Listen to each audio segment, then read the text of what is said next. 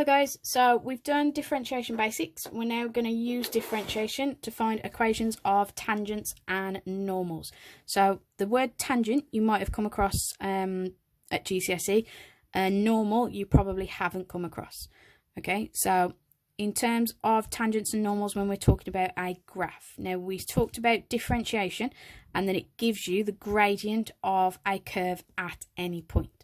But most importantly, that gradient is also the same gradient as the tangent to the curve. So the tangent is our green line in this diagram, okay? And it would have the same gradient as the curve itself. So that's at that point there. If I move the point to the bottom, my tangent would move with it. I'd have a gradient like this. As I keep moving the point around, I'd get a gradient that looks like this. As I get to the top of the curve, I've then got a tangent that looks like this, and it would keep following it around, okay? So a tangent will always give you the same gradient as the curve itself. So when you differentiate, that is your tangent gradient, okay? Now a normal, which I've drawn in red, is a perpendicular line to a tangent, so it will meet at right angles, okay? Now a normal, all it would mean is differentiate and find your tangent gradient, and then you know perpendicular lines from GCSE. One of two ways: either multiply the two gradients together and get -1, or you might have come across perpendicular gradients as flip the fraction, change the sign. Okay, so two key things that you're going to need to know today. We're going to find equations of lines, which means you need to know the equation y minus y1 equals mx minus x1. M is your gradient for anyone who's not used this before, and y1 x1 is the coordinate of whatever point we're talking about. So if, for example, it was this one, that would be the point that we were talking about. And second thing we need to know is that for perpendicular lines, if you multiply the two gradients together, you should get -1, or as I say, you might have been taught flip the fraction over, change the sign, which will make a bit more sense as we go through the examples. So first one, we're going to find the equation of the tangent to this curve, and remember f of x equals is just their fancy way of saying y equals at this point. So in terms of the point, this is my x1 value, this is my y1 value. So first thing I'm going to have to do is find the gradient. Now to get the gradient of the tangent, we just need to differentiate. So remember, it was given as f of x, so f dash of x is your same as dy by dx, it's your differentiation. So we times by the power, reduce the power by 1, I get 3x squared. Times by the power, reduce the power by 1, I get minus 8x. So that's my gradient function. I want the gradient at the point 2 minus 8, and remember we always want to show this and make it as clear as possible. So at that point, my f dash of x value is 3 lots of 2 squared minus 8 lots of 2. So I've just replaced the x with my x coordinate. So I get 2 squared is 4, so that's 12 minus 16 is minus 4. You can just honestly type it into a calculator. But that is basically my m value. That's the gradient of my tangent. And I've got the coordinate like we talked about earlier. So we're going to plug both of those pieces of information into here. So I get y minus minus 8 equals minus 4 lots of x minus 2. Now the reason we use this formula is it's just a little bit easier. There's less like messing about than using the y equals mx plus c that you might have used at GCSE. But all we need to do is just tidy it up. Now 2 minuses are going to become a plus. So I've got y plus 8. If I expand these brackets, I get minus 4x and add 8. Be very careful, you've got 2 minuses there. In which case, if I subtract 8 from both sides, I get y equals minus 4x. And that's it. I've got the equation of my tangent. Question done. If we look at the second one, now what I would say is if you were happy with the last one and you think actually I could give that a go, pause the video at this point and try this first and then listen through it to see that you got it right. So as we said, to get the gradient of our tangent, I need to differentiate. So f dash of x equals multiply by the power, reduce the power by 1. I get 3x squared. Same for the next one. I'd get minus 6x. Next one becomes plus 2. And just be very careful, any constant when you differentiate just disappears. Okay. Now we need to find that gradient specifically at the point 3, 5. So f dash of x is 3 lots of 3 squared minus 6 lots of 3 plus 2. And as I said, if you want to, you can just chuck it straight into a calculator. You get an answer of 11. So that means I've got a gradient of my tangent as 11. Okay, and you might see it sometimes written as MT when I'm doing it. That's just because I'm talking about the gradient of the tangent, and then I put MN for the gradient of the normal. Okay, and we've got our point, remembering that the first part of the coordinate is your x1 value, the second is your y1 value. So I've got y minus 5 equals 11, lots of x minus 3. So we're just going to leave the left hand side as it is for a minute, expand the right, you get 11x minus 33. And then we're just going to add 5 to both sides. I get y equals 11x minus 28. And that's it. You've got your equation of your tangent. Right, now we're going to look at equations of normals. Remember, for the most part, it's going to follow pretty much the exact same line as we've done before. The difference here is that once you've got your gradient of your tangent, there's going to be an extra step involved to get the perpendicular gradient to be able to do the equation of a normal. Now, this one, first of all, I can't remember differentiate something in that format. So this one's got one extra step as well. We're going to have to rewrite f of x. So I've got a half x squared. The half bit doesn't matter, okay? It's just a multiple in front of the x squared. We only change it if the x is inside the fraction. Plus, and then 6 over x, indices rules from GCSE, to get an over something, it's a negative power, so it's 6x to the minus 1. That's now in a format that I can differentiate. So I get f dash of x is multiplied by the power. Well, 2 times a half is 1, so that's just x, because if I reduce the power by 1, I just get a power of 1. This one, multiplied by the power, I got minus 6x, and if you reduce the power by 1, I get minus 2. Right, you can, and I would advise practicing this, write that as 6 over x squared. Okay, being able to manipulate your indices is very important at A level. Okay, we're now going to find that gradient at the point 3 and 13 over 2. So f dash of x is 3 minus 6 over 3 squared. That is 3 minus 6/9. 6/9 is just 2/3, so it's 3 minus 2/3. You can, if you want, chuck that in a calculator. You're just going to get 7/3. Now, here's the important bit. That is most importantly the gradient of the tangent. So remember, as I said about notation, I just put a little t so I know I'm talking about the gradient of the tangent. We want the gradient of the normal. Now remember, they are perpendicular lines. So easiest way to do it is flip your fraction, so 3/7, and change the sign so it goes from being a positive fraction to a negative fraction. So that's the gradient I'm using, and this is the coordinate I'm using. So it's going to get a little bit messy. There's a lot of fractions involved this time. But I've got y minus my y term equals m, which is minus 3/7, x minus my x term. Now, best thing to do when you've got fractions involved, it's actually much nicer and much neater if you get rid of the fractions. So because I've got a 2 and a 7, I'm actually going to multiply all the way through by 14. It will get rid of both the 2 and the 7. So I'll get 14y. If I multiply this by 14, because it's being divided by 2, it's actually only the same as timesing the top by 7. So I get 91.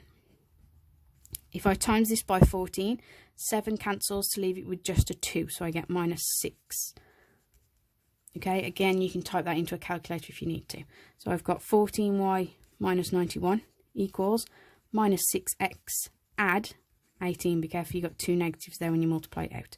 Now, because it's not going to be one that's going to look really pretty as y equals, most A-level questions is in the form ax plus by plus c equals 0, which just means try and keep as many terms positive as you can, but everything on one side and equal to 0.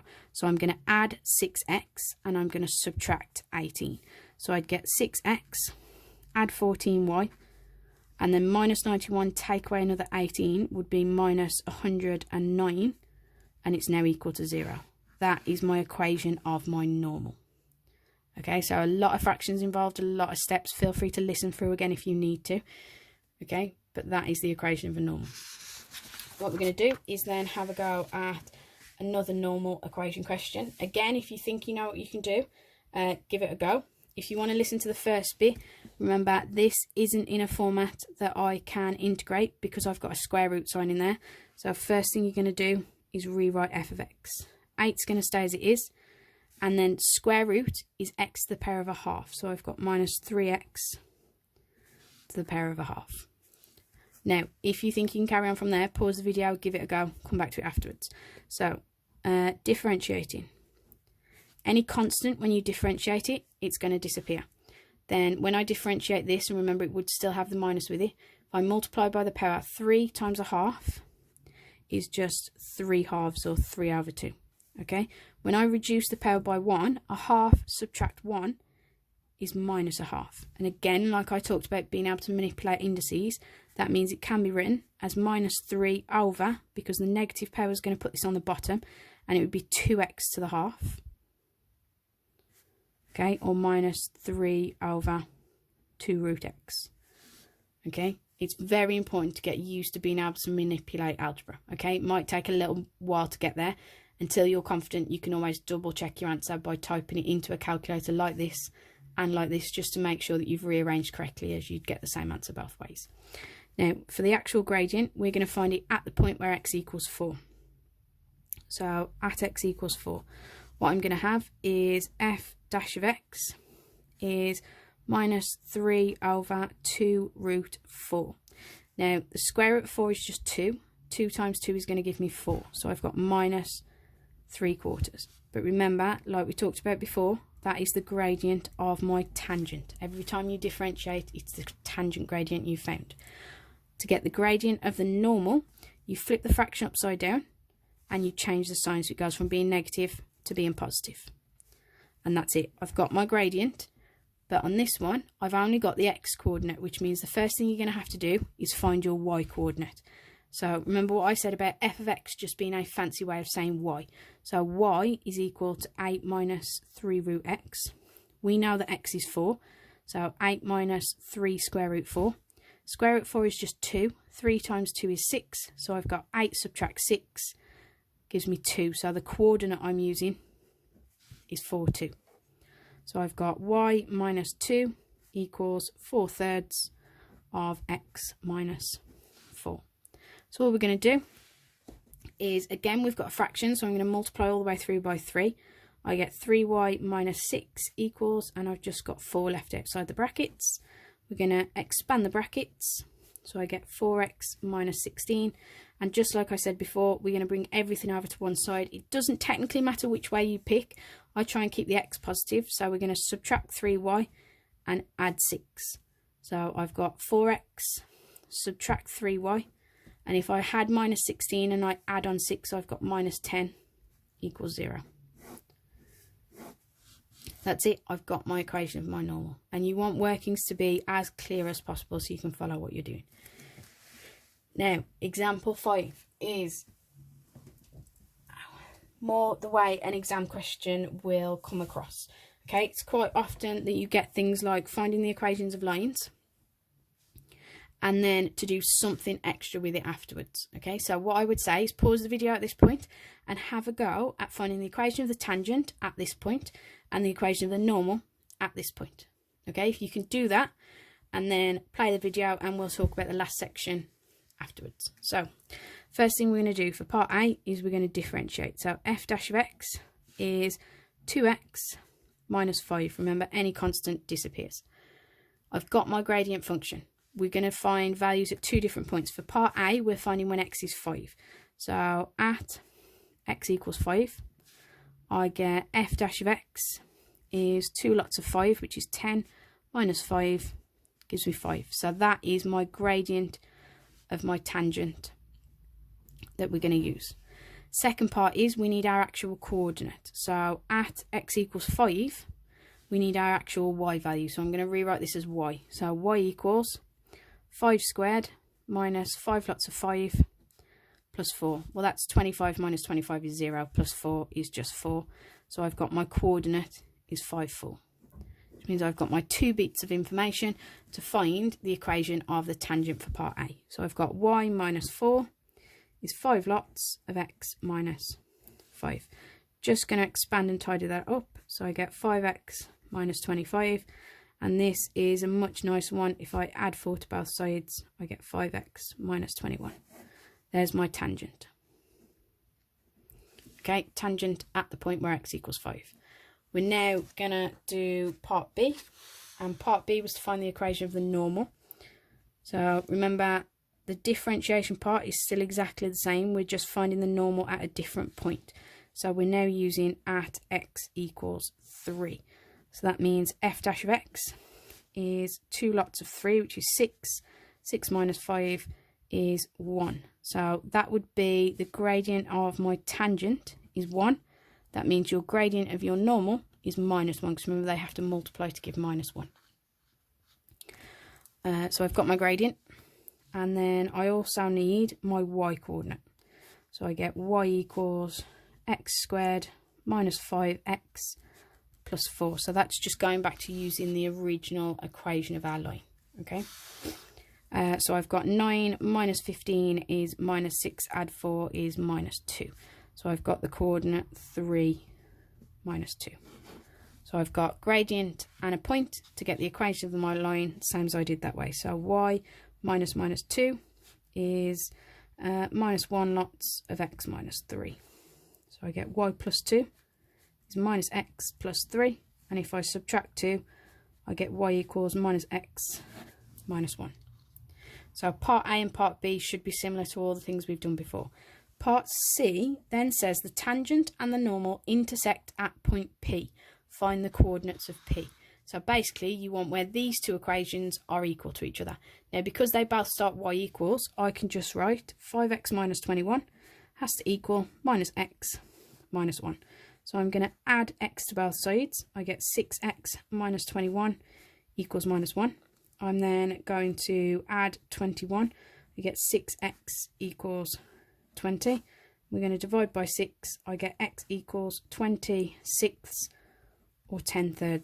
That's going to give you, sorry, went off the screen there. That's going to give you a recurring decimal. We obviously don't want a recurring decimal, so get used to using fractions at A level. I've got my x value, just need the y coordinate that goes with it. So y equals minus x minus 1. So I've got minus 10/3. Take away another 1. It's going to give me minus 13/3. You can just chuck that in a calculator. So point P is the coordinate 10/3 and minus 13/3. And that's it. Now you've got a task, like I said before, to have a go at.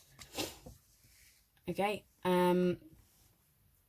Which is finding tangents, finding normals, and then 2 more complicated where you have to find something else afterwards. Okay, couple of hints on the side. Remember, square root of x was x to the half. For part C on this one, best thing to do is to sketch your graph and think about how you find the area of a triangle. And the other point is the tangent meets the x-axis at point A. Remember, any point along the x-axis, your y coordinate is going to equal 0. So you're basically plugging in y equals 0. Okay, but have a go at those and let me know how you get on.